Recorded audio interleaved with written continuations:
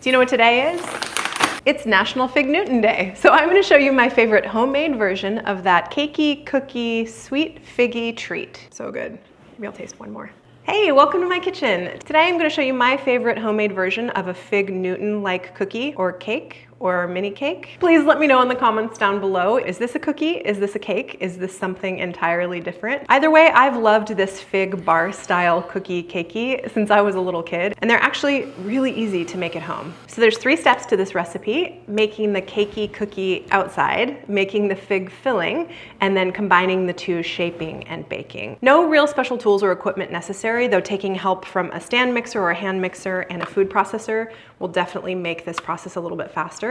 Other than that, all I have on the bench is a rolling pin to roll out our cookie dough, a Silpat covered baking sheet, a little offset spatula, and a pastry brush. Ingredients easy to find at your local grocery store if you don't have them in your fridge. So the star ingredient in these cookies is fig, and I actually bought this giant bag of figs that will probably last me forever at Costco, but they can be found in the dried fruit section of your grocery store. I've tried a lot of different fig cookie recipes, and the reason I like this one is because of the honey and the citrus. Those things work really well from my perspective with figs. Also a little bit of applesauce to make our filling nice and thick and creamy, and then some just kind of regular baking ingredients: butter, sugar, flour, salt, baking soda, cinnamon, and eggs. So pretty standard cookie dough recipe with a couple of standout, really nice, flavorful ingredients in the filling. The first step is to make the cookie crust, so let's get going.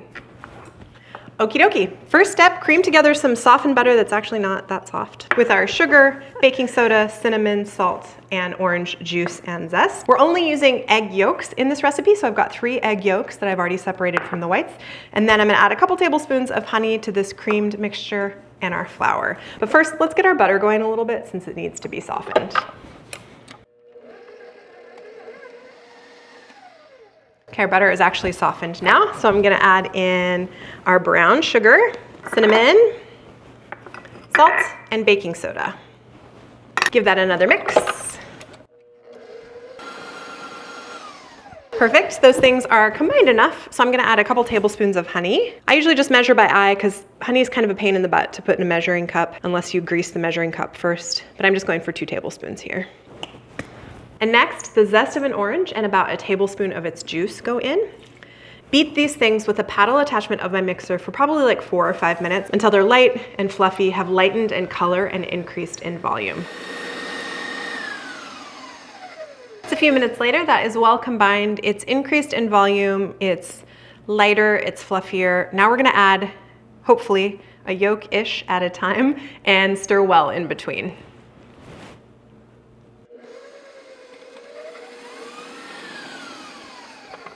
Looking good. In a couple additions, I'm gonna add the flour. It's just regular all-purpose flour.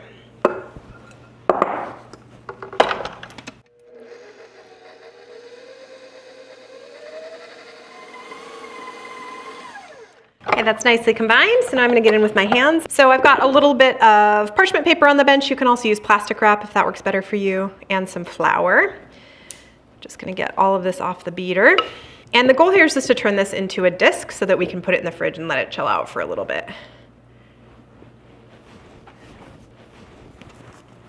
Perfect. Okay, now I'm just gonna fold this over, make sure it's well covered in the parchment.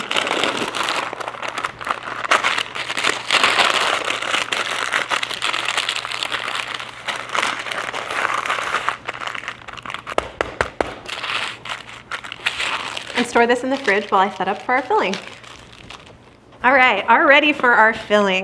So this is not super complicated at all. And if you don't have a small food processor, you probably can get away with doing this by hand. It'll just take a lot of knife work. We're just trying to process the figs down into something that's like a jam consistency because we're not cooking these at all. This is not a cooked jam recipe like many of the Fig Newton recipes are, which is one of the reasons I like it. It's really approachable even for a beginner. And speaking of approachable, I've got a piping bag on my bench that we're going to pipe the filling with. If you're new to piping, this would be a great recipe to try because the filling is relatively firm, so it's easy to get into the piping bag. And then all you're doing is piping a very straight line. So it can help give you a little bit of a handle on how to handle a piping bag. So all we're gonna do then is combine the figs that I've already quartered and taken the stems off of, and then a little bit of applesauce and some orange juice to continue those flavors. I also add a pinch of salt to this because it is pretty sweet, so a little salt balances it out. So this is a lot for my little baby food processor, but it fits perfectly. So we're gonna give these a pulse to start, and then we're gonna add our other ingredients.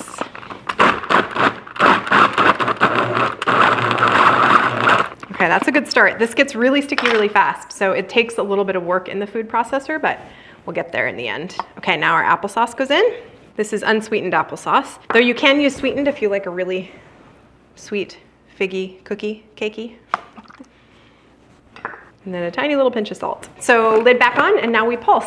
The goal here is just to make this kind of one homogeneous mixture, like a paste, like a jam, so that it pipes easily and you're not getting any really discernible chunks of fig, unless you like that, in which case you can leave it a little bit rougher. But I like a pretty smooth fig center to these fig cookies. So it's just one nice consistency. It's all mixed up. It's nice and sticky.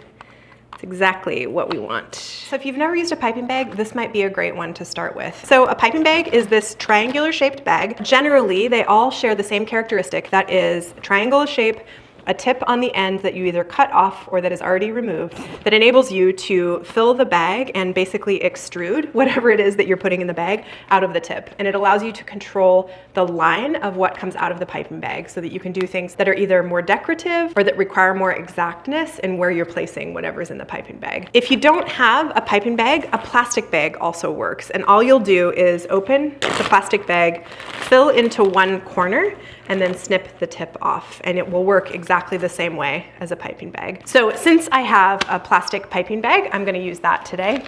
And the way that I like to put things into a piping bag, if you've got a plastic one, or even a reusable Ziploc, is I fold the top over, both because that gives me a place to put my hand, but also because you want to make sure it doesn't get super messy on the outside of the bag. So let me show you what I mean by that. I put my non-dominant hand under that fold, and then I'm going to use my spatula to take scoopfuls of our filling and put it inside the bag, and then use my hand to scrape off the spatula. Okay, so our mixture is all in, so I just fold the top back up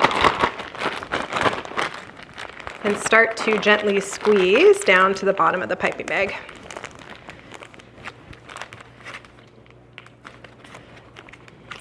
So I'm gonna cut off about a ½ inch at the bottom here, just straight off of the plastic. Immediately throw this away. You don't want that little plastic piece to end up in your final product. And then gently twist and squeeze until your filling is down at the end of the bag. That's that. And we're ready to fill our cookies. Our cookies have to hang out in the fridge for probably another 30 minutes or so, so I'll get all set up, let them chill for a little bit, and see you back here when we're ready to fill and bake. It's time. So now we get to roll out, fill them, and shape them. Then they go in the oven. So a little flour goes on the bench. Okay, so we're going for like a 15-inch-ish square. So I've got my trusty rolling pin here, and it's gonna be about 1/8 to 1/4 of an inch thick. So we're just gonna start rolling the dough. I like to flour the dough a little bit in between and make sure that I'm flipping so that it doesn't stick. Nothing worse than having sticky cookies.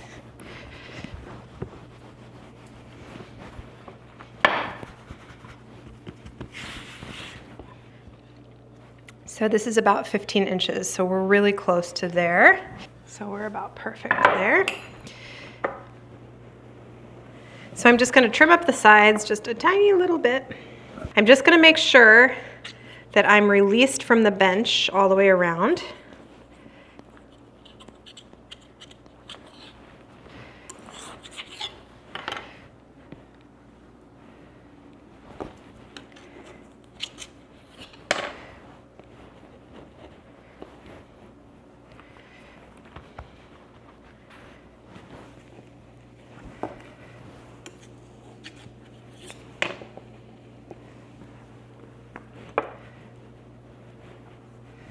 Okay, so we're released from the bench. I've patched any tiny little holes. It's pretty square. So the next step, I like to separate this into 3 sections because we're gonna fold these into basically in half, and we want to have like 1 inch to a little bit wider of a cookie. So we've got on the bench, we're at about 12 inches. So I think I'm gonna do 3 4-inch rows of Fig Newtons. So I'm just gonna put a little mark at 4 inches, 4 inches there, 4 inches there, 12, perfect. Same on this end.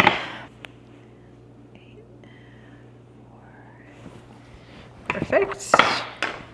And now, doing my very best to be straight, I'm gonna cut.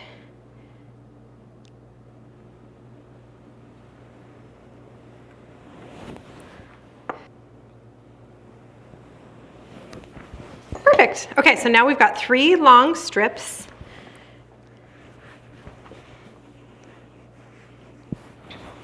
That will release from the bench, which is great. And now, taking our piping bag, we are simply going to pipe our filling down the middle.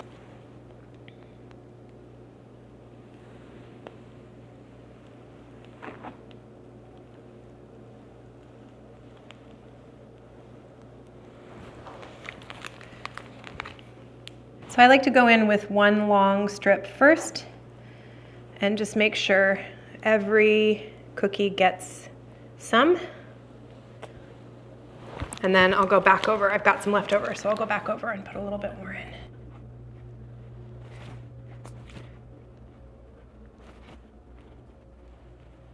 Okay, so the trick now is to fold 1/2 over the top.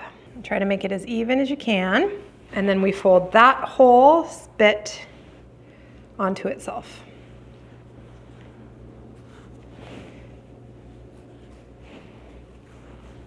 Just like that. And the purpose of the pastry brush is to brush any additional flour off. Now we transfer the logs onto the cookie sheet gently.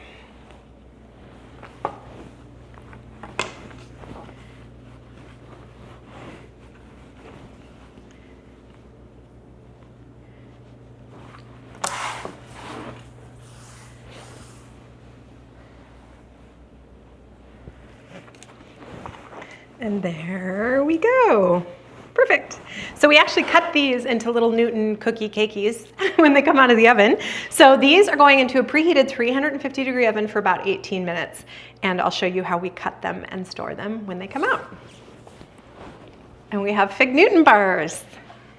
So these cookies are special in that the longer they rest, the better they get.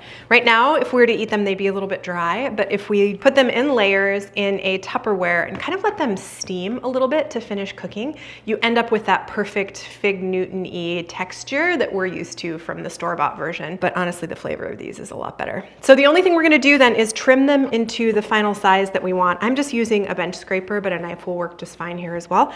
And I'm gonna go for like 1 inch or so, straight down through the cookies, trying to make them consistent sizes. And there we have a Fig Newton.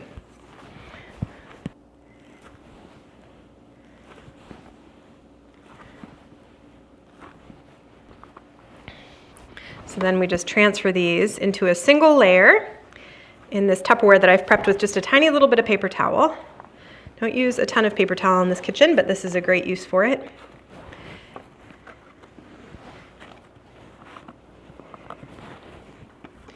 Then we go for layer number 2, just right on top.